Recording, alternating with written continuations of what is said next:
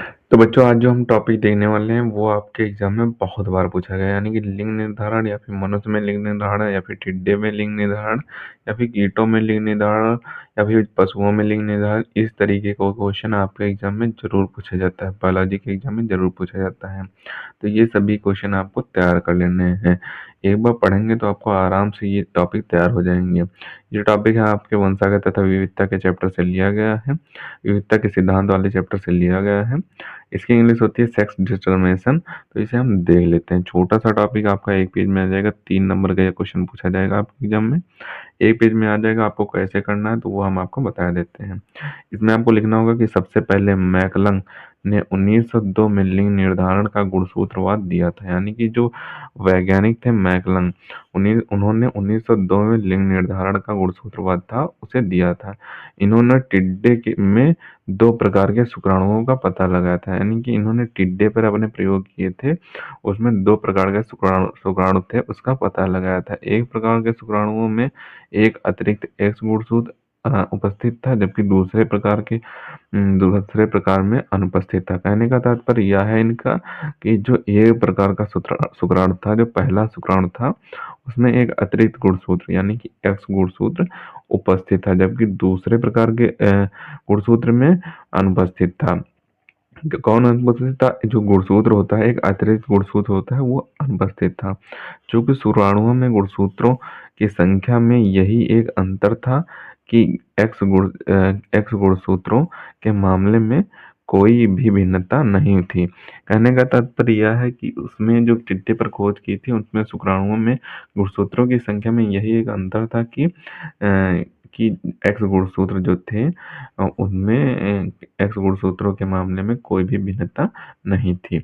अब आगे देख लेते हैं। आगे आपको लिखना होगा कि अतः मैकलंग ने यह बताया कि लिंग निर्धारण में एक अतिरिक्त गुणसूत्र ही उत्तरदायी होता है, यानी कि जो मैकलन थे इन्होंने ये भी बताया था कि लिंग निर्धारण में जो एक अतिरिक्त गुणसूत्र होता है वही उत्तरदायी होता है किसमें?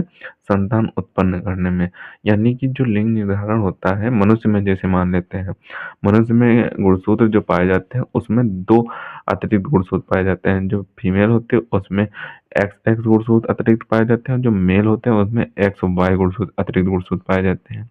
तो जो मेल और फीमेल का कॉन्सेप्ट होता है, यानी कि मेल पैदा होगा या फिर फीमेल पैदा होगा, उसका कॉन्सेप्ट डिपेंड होता है मेल पर, पूरी तरीके से मेल पर डिपेंड होता है। अगर एक्स गुणसूत्र सक्रिय है तो आपका फीमेल पैदा होगा, अगर वाई गुणसूत्र सक्रिय है तो आपका मेल पैदा होगा। तो वो आपके गुणसूत्रों पर ही निर्भर करता है। गुणसूत्र ही उत्तरदायी होते हैं इसके लिए कि कौन सी संतान उत्पन्न होने वाली है।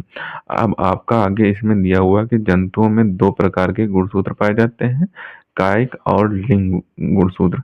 कायिक गुणसूत्र दैहिक लक्षणों का निर्धारण करते हैं, जबकि लिंग गुणसूत्र लिंग का निर्धारण करते हैं। कहने का तात्पर्य यह है जो जानवर होते हैं, जंतु होते हैं, उसमें 2 प्रकार के गुणसूत्र पाए जाते हैं। एक कायिक गुणसूत्र पाया जाता है जो कि क्या दर्शाता है? दैहिक लक्षण, यानी कि दैहिक लक्षण, शारीरिक लक्षण कैसे होंगे, उसके चाइल्ड पे जो शारीरिक लक्षण होंगे वो कैसे होंगे, ये दर्शाता है। और जो लिंग गुणसूत्र पाया जाता है वो उसमें मेल होने वाला है बच्चा या फिर फीमेल, मेल भ्रूण उत्पन्न होने वाला या फिर फीमेल भ्रूण उत्पन्न होने वाला, वो दर्शाता है। तो ये आपका टॉपिक हो जाएगा लिंग निर्धारण का। एक छोटा सा टॉपिक एक पेज में आपका आ जाएगा, 3 नंबर में पूछा जाएगा आपके एग्जाम में। 2 नंबर में भी इसकी टिप्पणी पूछी जा सकती है। तो इसे आप सबसे पहले तो ऊपर से स्क्रीनशॉट कर लें, अब बचे हुए पार्ट का स्क्रीनशॉट कर लें, और जो नीचे लाइन बच गई उनका भी स्क्रीनशॉट कर लें। तो इसे आपको अच्छे तरीके से तैयार कर लेना है। एक छोटा सा टॉपिक है, आपके एग्जाम में पूछा जा सकता है। लिंग निर्धारण के बारे में लिखिए और मनुष्य में लिंग निर्धारण को बताइए। इस तरीके से भी 2 क्वेश्चन एक में ऐड करके पूछ दिए जाते हैं। तो ये अगर पूछा जाएगा तो आपका 5 नंबर में पूछा जाएगा।